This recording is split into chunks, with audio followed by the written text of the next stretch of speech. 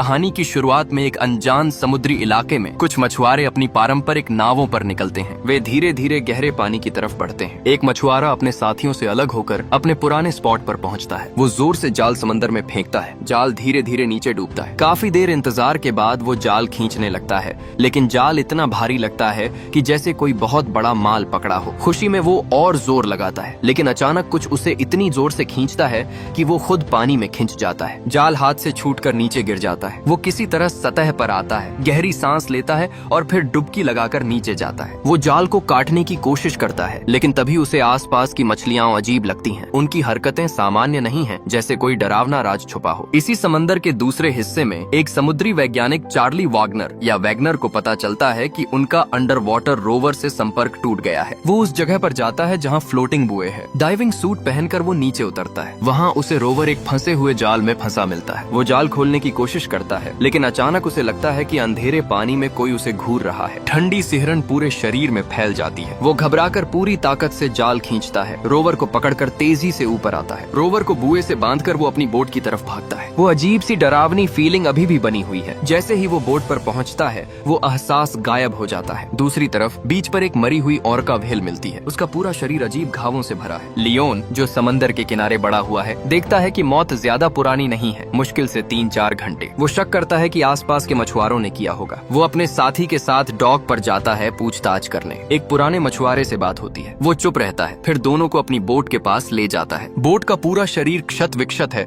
जैसे किसी ने जोर जोर से टक्कर मारी हो। मछुआरा बताता है कि सुबह एक ऑर्का ने उनकी बोट पर हमला किया। वो बार बार दीवार से टकराती रही जैसे पागल हो गई हो। बचाव में मछुआरों को हुक और चाकू से लड़ना पड़ा। शायद वही व्हेल बीच पर मरी पड़ी है। लियोन समझता है कि सेल्फ डिफेंस था, लेकिन सवाल वही रहता है, आखिर ये शांत माने जाने वाले ऑर्का अचानक इंसानों पर क्यों हमला करने लगे। चार्ली अपने बॉयफ्रेंड के साथ उसी इलाके में वापस आता है। वो रिपेयर किया हुआ रोवर दोबारा पानी में डालते हैं। लौटने से पहले वो देखता है कि पानी पर कुछ अजीब चीजें तैर रही हैं। वो एक को उठाता है और लाइटर से जलाता है। वो चीज जलती रहती है। वो बताता है कि ये फायर आइस है, मीथेन गैस जो समंदर की तह में जम जाती है, लेकिन ये तो नीचे रहती है, ऊपर क्यों आ रही है। और वो जगह देखते हैं तो चारों तरफ ऐसी चीजें तैर रही हैं। चार्ली जल्दी से वीडियो बना लेता है। इधर लियोन वजह जानने के लिए आसपास की व्हेल्स की मूवमेंट ट्रैक करना शुरू करता है। जल्द ही उसे पता चलता है कि एक ग्रुप ऑर्का फिर से आ रही है। वो जल्दी से उस इलाके में पहुंचता है। ट्रांसमीटर पानी में डालते ही एक विशाल ऑर्का उसके पास आ जाती है। वो डर जाता है, लेकिन वो बस उसे देखकर फिर गहराई में चली जाती है। फिर वो देखता है कि वो ग्रुप एक टूरिस्ट बोट की तरफ तेजी से जा रही है। वो भी पीछे पीछे जाता है। बोट पर लोग खुश होकर एक ऑर्का को पानी से बाहर कूदते देखते हैं। कमाल का नजारा। लेकिन अगली बार जब वो कूदती है तो सब कुछ बदल जाता है। ओनर का ग्रुप बोट पर हमला कर देती है। लोग पानी में गिरने लगते हैं। लियोन समझ जाता है कि ये हमला प्लान्ड है। वो तेजी से गिरे हुए लोगों को बचाने की कोशिश करता है, लेकिन ओनर का एक एक करके उन्हें निगलने लगती हैं। लियोन अपनी आंखों से अपना दोस्त को समंदर में खींचे जाते देखता है। दिल दहल जाता है। अब सवाल ये है, अगर समंदर की जीव जंतु अचानक इंसानों पर हमला करने लगे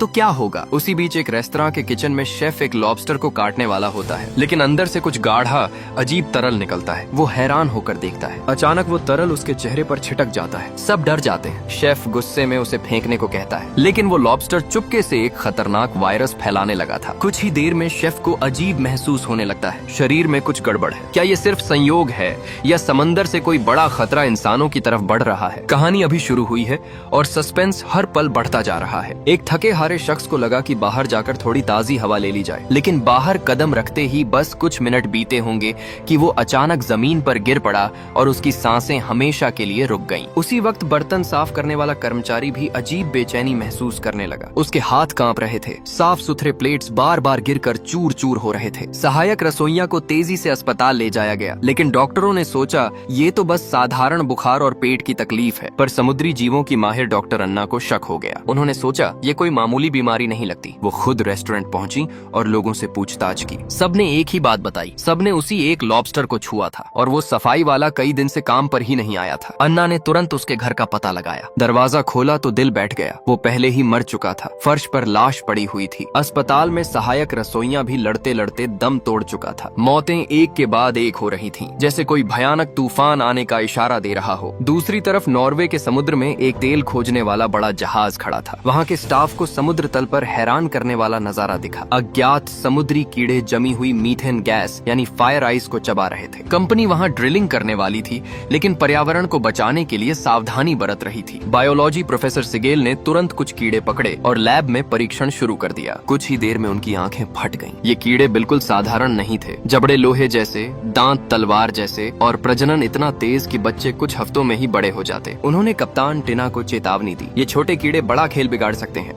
लेकिन कंपनी के बड़े अधिकारी हंस दिए, अरे एक कीड़ा क्या कर लेगा। जिम सिगेल ने नियम याद दिलाए कि इकोसिस्टम बिगड़ा तो काम बंद करना पड़ेगा। टिना ने भी समझाया कि अगर फायर आइस टूटा तो भारी मीथेन गैस निकलेगी जो आसमान को बर्बाद कर देगी और ग्लोबल वार्मिंग को और भड़का देगी। आखिरकार बड़े अधिकारी खुद देखने चले गए। सच्चाई जानने के लिए छोटा प्रोब समुद्र में उतारा और थोड़ी सी फायर आइस ड्रिल करने लगे। अचानक पूरा जहाज भयानक तरीके से हिलने लगा, जैसे पूरा समुद्र तल फटने वाला हो। लकीली झटका जल्दी थम गया। बाद में प्रोफेसर लेमैन से मिले। लेमैन ने गंभीर स्वर में कहा, अगर तुम्हारा जहाज थोड़ा छोटा होता तो पूरा क्रू समुद्र की गोद में चला जाता। फिर कीड़ों का रिपोर्ट दिखाया और बोले, ये सिर्फ खा नहीं रहे, लगता है कोई अज्ञात ताकत इन्हें कंट्रोल कर रही है। मरने के बाद भी बैक्टीरिया उसी तरह काम करते रहते हैं। उसी वक्त एक छोटी रिसर्च बोर्ड पर एक महिला अपने दोस्त वागनर से वीडियो कॉल पर बात कर रही थी। अचानक कनेक्शन कट गया और स्क्रीन पर अजीब सिग्नल आने लगे। समुद्री जीव नीचे से गैस के बुलबुले छोड़कर जहाजों को डुबो रहे थे। शहरों में अजीब और गरीब जेलीफिश दिखने लगी जो पानी के स्रोतों को जहर बना रही थी। लॉबस्टर और मछलियां खुद को इंसानों के हाथों पकड़वा रही थीं, लेकिन पकड़ते ही एक अनजान वायरस छोड़ देती। वो वायरस इंसानों में आग की तरह फैल रहा था। एक रेस्टोरेंट में तो सिर्फ एक डिश खाने से पूरा स्टाफ खत्म हो गया। अस्पतालों में मरीजों की लाइनें लग गईं,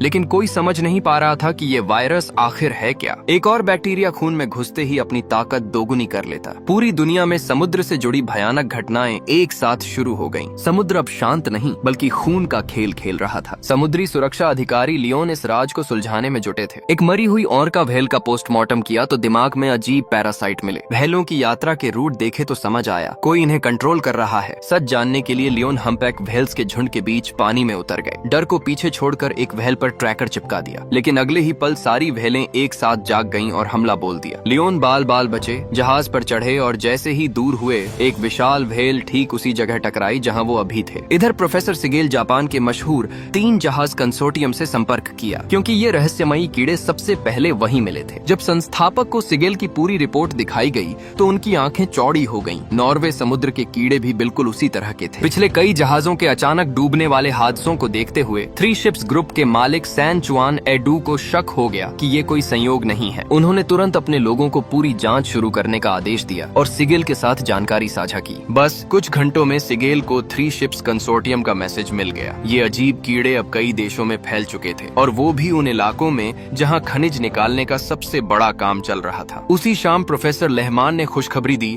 कि उनके पानी के नीचे वाले रोबोट ने वो गायब प्रोब शिप ढूंढ ली है। उसमें जो लड़की लापता थी वो वैगनर की बहुत करीबी दोस्त थी। जैसे ही रोबोट की लाइव तस्वीरें सारे वैज्ञानिकों को दिखाई गईं, सबकी सांसें थम गईं। डूबे जहाज के आसपास विशालकाय व्हेल्स तैर रही थीं। सभी मरे हुए साथियों को श्रद्धांजलि दे रहे थे। तभी अचानक एक भयानक नजारा सामने आ गया। वो विशाल व्हेल्स जैसे किसी जादू के बुलावे पर एक चमकते हुए रोशनी के पर्दे के पास पहुंच गईं। मानो उस रोशनी के पीछे कोई बेहद शक्तिशाली प्राणी छिपा हो जो उन्हें बुला रहा हो। इधर समुद्र किनारे एक जोड़ी प्रेमी प्रेमिका घूम रही थी। रोमांस के चरम पर पहुंचे ही थे कि अचानक एक क्रिस्टल केकड़ा लड़की की टांग पर चढ़ गया। लड़की बुरी तरह चौंक गई। लड़का उसे समझाने लगा कि डरने की कोई बात नहीं, लेकिन लड़की की नजर दूसरी तरफ चली गई और उसका चेहरा सफेद पड़ गया। देखा तो क्या, हजारों लाखों क्रिस्टल केकड़े एक साथ लहर की तरह बढ़ते आ रहे थे। दोनों घबरा गए, भागे, कार के पास पहुंचे और आखिरी पल में बाल बाल बचते हुए कार लेकर निकल भागे। गांव वाले हैरान परेशान उन्हें देख रहे थे, लेकिन जैसे ही वो गांव से थोड़ा दूर गए,